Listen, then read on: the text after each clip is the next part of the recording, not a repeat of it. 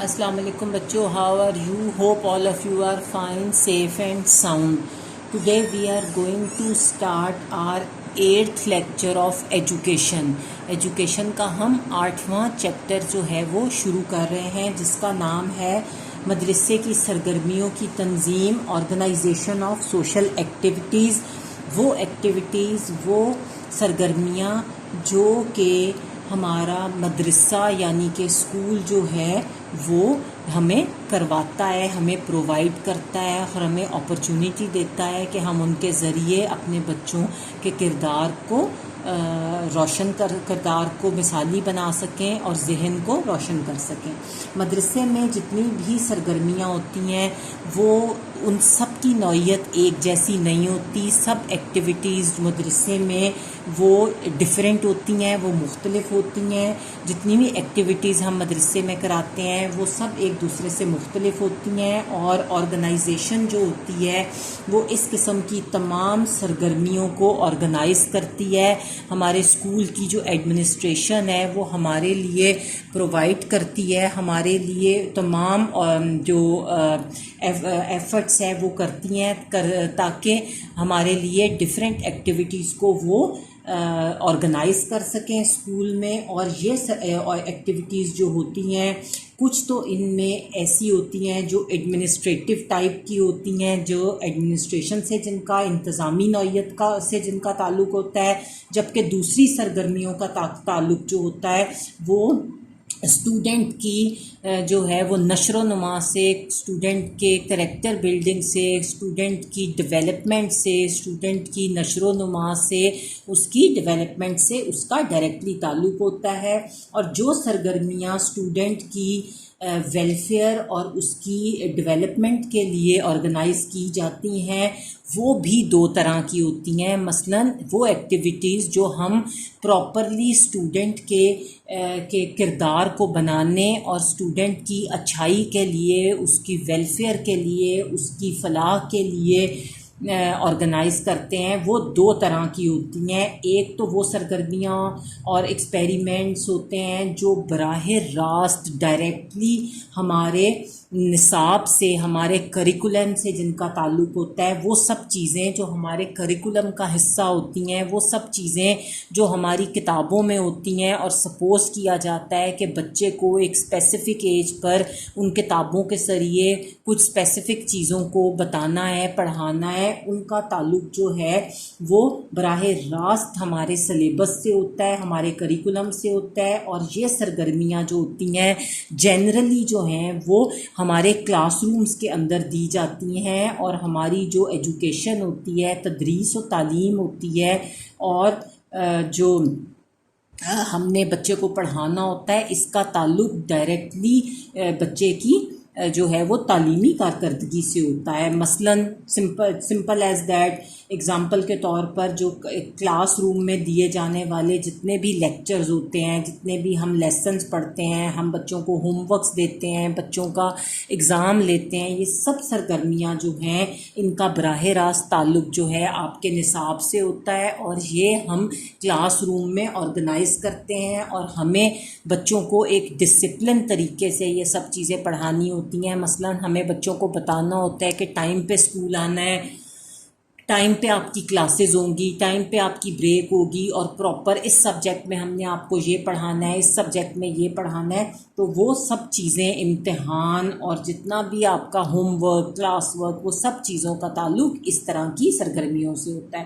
اور سیکنڈلی جو دوسری طرح کی سرگرمیاں ہوتی ہیں ان کا براہ راست تعلق جو ہے وہ آپ کے سلیبس سے نہیں ہوتا, براہ راست تعلق جو ہے وہ آپ کی کتابوں سے نہیں ہوتا, بلکہ وہ بچوں کی جو کریکٹر بلڈنگ ہے, بچوں کی جو نشر و نما ہے, بچوں کا جو کردار ہے, بچوں کی جو پرسنالٹی ہے, اس کو بہت اچھے طریقے سے گروم کرنے میں بہت زیادہ اہم کردار ادا کرتی ہیں.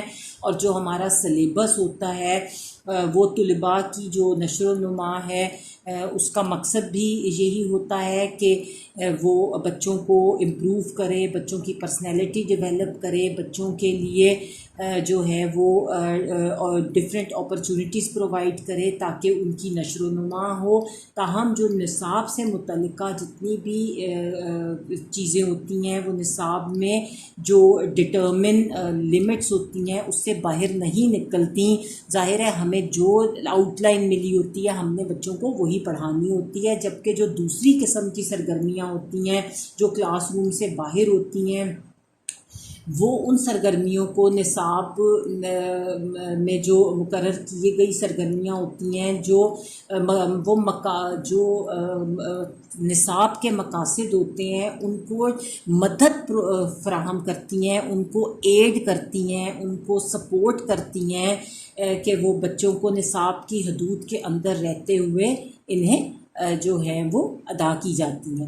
اور وہ سرگرمیاں جو نصاب کی مقررہ حدود کے اندر رہتے ہوئے سر انجام دی جاتی ہیں انہیں ہم نصابی سرگرمیاں کہتے ہیں. جو ہمارے سلیبس کے اندر رہتے ہوئے پوری کی جائیں وہ نصابی سرگرمیاں ہوتی ہیں. اور جو سرگرمیاں نصاب کے اندر موجود نہیں ہوتی لیکن وہ ہیلپ کرتی ہیں نصاب کو، ہیلپ کرتی ہیں بچوں کو اور نصاب کو کہ ان سرگرمیوں کے ذریعے ظاہر ہے کتابوں میں ذکر نہیں ہے اسپورٹس کا، کتابوں میں ذکر نہیں ہے اسپیچز کا، کتابوں میں ڈرامیٹک سوسائٹی کا ذکر نہیں ہے، لیکن وہ بچے کو سپورٹ کرتی ہیں کہ وہ اپنے نصاب کے جو سلیبس کے متعینہ مقاصد ہیں کہ کس لیے ہم آپ کو یہ سلیبس پڑھا رہے ہیں اس کو ہیلپ کرتی ہیں اور بچے کی جو نشر و نما ہے اس میں بہت زیادہ اہم کردار ادا کرتی ہیں. اور ان سرگرمیوں کو ہم نصابی سرگرمیاں کہتے ہیں جن کا ذکر کتاب کے اندر نہیں ہوتا لیکن وہ کتاب کے نصاب کو ہیلپ کرتی ہیں فلفل کرنے. اور اس سے پہلے ہم جو چیپٹرز پڑھ چکے ہیں اس میں بچے کے کردار میں جو مناسب اپروپریٹ اور موضوع تبدیلیاں ہوتی ہیں وہ پیدا کرتی ہے تعلیم، یہ ہم نے آپ کو بتایا ہے. اور طالب علم کے کردار کے یہ پہلو جو ہیں وہ بہت نمایاں ہوتے ہیں، مثلا جسمانی نشر و نما، ذہنی نشر و نما، جذباتی نشر و نما اور معاشرتی نشر و نما. یعنی کہ تعلیم جو ہے وہ انسان کی جسمانی نشر و نما، ذہنی نشر و نما، جذباتی نشر و نما اور سوشل نشر و نما جو ہے اس میں بہت زیادہ مدد کرتی ہے. گو کہ نصاب جو ہے وہ طالب علم کے ان تمام پہلوؤں کو مد نظر رکھ کر ترتیب دیا جاتا ہے. سلیبس اس طرح بنایا جاتا ہے کہ بچے کو صرف تعلیم نہیں دینی بلکہ بچے کے جسم کو بھی گرو کرنا ہے، ذہن کو بھی گرو کرنا ہے، اس کے جذبات کو بھی گرو کرنا ہے، سینٹیمنٹس کو، اور اس کی جو معاشرے کے اندر اس کا اٹھنا بیٹھنا ہے، اس کی سوشل لائف ہے، اس کو بھی ہم نے نشر و نما کرنا ہے. اور اسی طرح ہم نصاب جو ہے طالب علم کو کہ ان سب چیزوں کو دیکھ کے نصاب کو ہم سلیبس کو ترتیب دیتے ہیں. اور کچھ پہلو اور کردار کے ایسے شعبے ہوتے ہیں جو صرف نصابی سرگرمیوں کے ذریعے مکمل نہیں کیے جا سکتے. ہم بچے کے کردار کو صرف کتابوں سے امپروو نہیں کر سکتے. یہی وجہ ہے کہ ہمیں مدرسہ جو ہے وہ نصابی سرگرمیوں کے ساتھ ساتھ ہم نصابی سرگرمیوں کا بھی انتظام اور ارینجمنٹ کرتا ہے. یعنی اسکول میں انتظام کیا جاتا ہے کہ بچے کے لیے اسپورٹس کی کلاس بھی ہو، بچے کا اسپورٹس کا پیریڈ بھی ہو، بچے کو ڈرامیٹکس میں بھی حصہ لیا جائے، بچہ تقریریں بھی کرے، بچہ نعتوں کے کمپٹیشن میں بھی پارٹیسپیٹ کرے، بچہ سوشل ورک بھی کرے. ڈفرینٹ فن فیئرز ہوتے ہیں، ڈفرینٹ چیزیں اسکول ارینج کرتا ہے تاکہ بچے کی جو جذباتی اور ذہنی اور جو معاشرتی ریکوائرمنٹس ہیں ان کو پورا کیا جا سکے. اس کے بعد مدرسے میں ہم نصابی سرگرمیوں کی اہمیت. اب وہ کتاب ہمیں یہ بتاتی ہے کہ جو اسکول ہے اس میں کیا امپورٹنس ہے کو کریکولر ایکٹیویٹیز کی، ہم نصابی سرگرمیوں کی. تو اوپر ہم آپ کو بتا چکے ہیں کہ مدرسہ جو ہے وہ اسٹوڈنٹس کے لیے 2 قسم کی سرگرمیوں کو ارینج کرتا ہے، ایک نصابی سرگرمیاں اور دوسری ہم نصابی سرگرمیاں. جو دوسری قسم کی سرگرمیاں ہیں جنہیں ہم وہ بھی بھی اتنی ہی امپورٹنٹ ہوتی ہیں ہم نصابی سرگرمیاں بھی جتنی کہ نصابی سرگرمیاں امپورٹنٹ ہوتی ہیں. جتنی کتابیں امپورٹنٹ ہیں اتنے ہی کھیل اور دوسری چیزیں بھی امپورٹنٹ ہیں.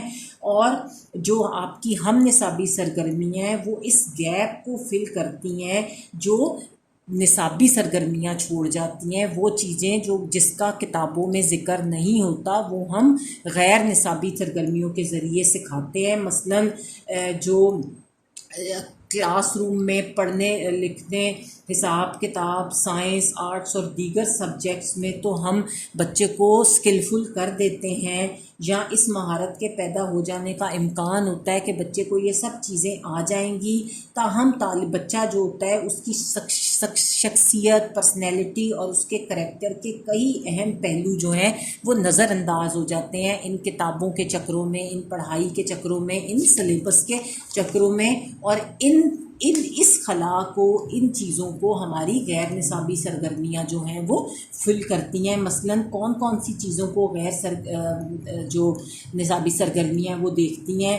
جسمانی حرکات و توانائی کا مناسب انداز میں استعمال، کہ بچے کو اسٹرڈی بنایا جائے، بچے کا جسم جو ہے اس کو توانائی والا بنایا جائے، اس کا ایسا سپورٹس کا ایک ایسا سسٹم اسے دیا جائے جس کے ساتھ بچہ جو ہے وہ اس کا جسم بھی اسٹرانگ ہو، اس کے دماغ کے ساتھ ساتھ اس کا جسم بھی اسٹرانگ ہو. اور پھر صحت اور حفاظت کے اصول کا اطلاق اور اس کو ہیلدی جو پرنسپلز ہیں ان کے بارے میں ان کو انفارمیشن دی جائے، وہ امپلیمنٹ کیے جائیں. پھر بچوں کو بتایا جائے کہ کون کون سے پروفیشنز جو ہیں وہ اڈاپٹ کر سکتا ہے، ان کو پیشوں کے بارے میں، پروفیشنز کے بارے میں معلومات دی جائیں. پھر فارغ اوقات کا موضوع اور پسندیدہ استعمال بتایا جائے کہ بچے اپنے لیجر ٹائم کا، اپنے فارغ وقت کا کس طرح استعمال بہتر طریقے سے کر سکتے ہیں. اور معاشرتی تعلقات اور روابط اور روزمرہ کے جو کام ہیں اور اعمال ہیں ان کو کس طرح پراپر طریقے سے پورا کر سکتے ہیں، کس طرح لوگوں کے ساتھ میل جول رکھ سکتے ہیں، معاشرتی تعلقات کو بہتر رکھ سکتے ہیں. اور شہریت کا احساس اور اخلاقی ترقی اور بچوں کے اندر سٹیزن شپ جو ہے، جو بچوں کے اندر شہریت کا احساس ہے کہ ہم ایک اچھے شہری ہیں، ہم نے ایک اچھے شہری کی طرح زندگی گزارنی ہے، اس کا بھی اطلاق جو ہے وہ ضروری ہے. اور پھر ذاتی دلچسپیوں کو کیسے پورا کیا جا سکتا ہے کہ مثلاً بچے کو اگر ڈبیٹس کا شوق ہے، بچے کو اگر ڈرامیٹکس کا شوق ہے، بچے کو اگر سپورٹس کا شوق ہے، تو کس طرح ان ہم نصابی سرگرمیوں کے ذریعے آپ بچے کو اس کی ذاتی انٹرسٹ کے چیزوں میں بھی جو ہے وہ ایکسل کرنے کا موقع فراہم کر سکتے ہیں. اب یہ جتنی بھی چیزیں اوپر آپ کو بتائی گئی ہیں، اساتذہ شاید کمرہ جو اسٹوڈنٹس کا کلاس روم ہوتا ہے اس میں بھی توجہ دیتے ہیں، لیکن ظاہر ہے بچے کو ٹیچرز جو ہے وہ کلاس روم کے اندر بھی اساتذہ جو ہیں وہ بہت زیادہ توجہ دیتے ہیں. لیکن جو کلاس روم کی ٹیچنگ ہوتی ہے اس میں ٹائم لیمٹ ہوتا ہے. ظاہر ہے 15-20 منٹ، آدھے گھنٹے کی کلاس ہے، اس میں آپ زیادہ چیزیں نہیں بتا سکتے. تو وہ نصابی سرگرمیوں کو پورا کرنے اور کورس کو پورا کرنے پر زیادہ توجہ ٹیچر دیتے ہیں کہ ہمارا سلیبس نہ پیچھے رہ جائے.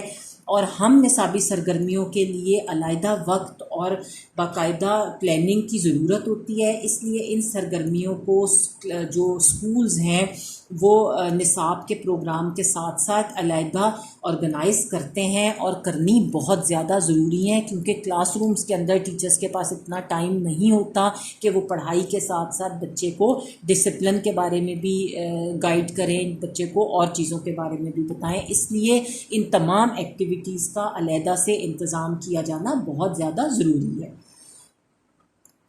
اب اوپر دی گئی 1 سے 7 تک جو اسپیکٹس ہیں وہ اس بات کی جانب ہماری توجہ دلاتے ہیں، ہمیں اس بات کی طرف ہمیں اٹینشن ہماری پے کراتے ہیں کہ طالب علم کی جو پرسنالٹی ہے اس کی جو پوری نشر و نما ہے، فلی نشر و نما ہے، فلی ڈیولپمنٹ اور ان کی جو ترقی ہے اس کے لیے ہم نصابی سرگرمیاں بہت اہمیت کی حامل ہیں.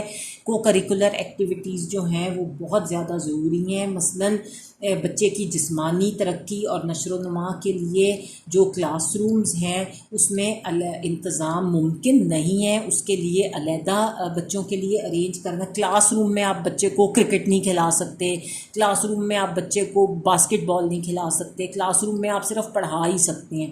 تو ان تمام ایکٹیویٹیز کے لیے الگ آرگنائز کرنی چاہیے, ان تمام ایکٹیویٹیز کو الگ سے آرگنائز کرنا چاہیے, اور ہمیں اس کے لیے میدانوں میں بچوں کے لیے کھیلوں کا انتظام کرنا چاہیے. جمناسٹک اور ایتھلیٹکس وغیرہ کا بندوبست بچوں کے لیے اسکولوں میں کرنا چاہیے. اور یہ بھی مثال ہو سکتی ہے کہ طلباء جو ہے وہ بہتر معاشرتی تعلقات قائم کر سکیں آپس میں. جب ایک دوسرے کے ساتھ بچے مل کے کھیلیں گے, گروپ گیمز کھیلیں گے, تو ان کے آپس کے ٹرمز بھی اچھے ہوں گے. انہیں ایک دوسرے کے ساتھ مل کر کھیلنے, مل کر کام کرنے, مل کر بات چیت کرنے اور پلاننگ سے کھیلنے اور ڈسپلن سے کھیلنے کا موقع ملے گا. تو ان کے آپس کے جو معاشرتی تعلقات ہیں وہ بھی وہ قائم کر سکیں گے. اور ہمیں بچوں کے لیے ایسی اور ایکٹیویٹیز کا سلیکشن کرنا ہوگا جس میں اسٹوڈنٹس جو ہیں وہ ایک دوسرے کے ساتھ مل کر کام کریں, مل کر کھیلیں, گروپ کی فارم میں کھیلیں, تعاون کریں, کوآپریٹ کریں اور ایک دوسرے کے رائٹس اینڈ ڈیوٹیز کا خیال رکھیں. یہ نہیں کہ بس میں ہی جیتتا جاؤں, میرے ہی رائٹس ہیں, دوسرے کا نہیں. اگر آپ کے رائٹس ہیں تو دوسرے کے بھی رائٹس کا خیال رکھیں. اگر آپ کہتے ہیں کہ آپ کے حق کا خیال رکھا جائے تو آپ کو دوسرے کے حق کا بھی خیال رکھنا ہے. اور یہی چیز بچوں کو سکھانے کے لیے گیمز جو ہیں وہ بہت زیادہ ضروری ہیں. اور یہ سب ایکٹیویٹیز جو ہے بچے ٹیم ورک کی صورت میں سیکھتے ہیں. اور وہ سرگرمیاں ایکٹیویٹیز جو ٹیم ورک کی صورت میں آرگنائز ہو سکتی ہیں, مثلاً فٹ بال, کرکٹ, ہاکی, یہ سب چیزیں. اور یا پھر تعلیمی اور تفریحی سفر وغیرہ, جس طرح ہم بچوں کو ٹرپس پر لے کر جاتے ہیں, بچوں کو ہم ایجوکیشنل ٹرپس پر لے کر جاتے ہیں, لاہور میوزیم لے کر جاتے ہیں, ہم بادشاہی ماسک لے کر جاتے ہیں, ڈفرینٹ جگہوں پر لے کر جاتے ہیں. یہ ہمارے ایجوکیشنل ٹرپس ہوتے ہیں. تو ان سب چیزوں میں یہ چونکہ گروپ ایکٹیویٹیز ہوتی ہیں, بچے مل کر کرتے ہیں, مل کر ساتھ جاتے ہیں, تو ان کے آپس کے جو آپسی تعلقات ہیں وہ بھی بہتر ہوتے ہیں. اور انہیں یہ سمجھ آ جاتی ہے کہ ہمیں کس طرح ایک دوسرے کے ساتھ کوآپریٹ کرنا ہے اور کس طرح ہمیں مل جل کر رہنا ہے. آج کا لیکچر ہم یہاں ختم کرتے ہیں. انشاءاللہ اگلی کلاس میں ہم اگلا ٹاپک پڑھیں گے, ہم نصابی سرگرمیوں کا طلباء کی نشو و نما میں کردار.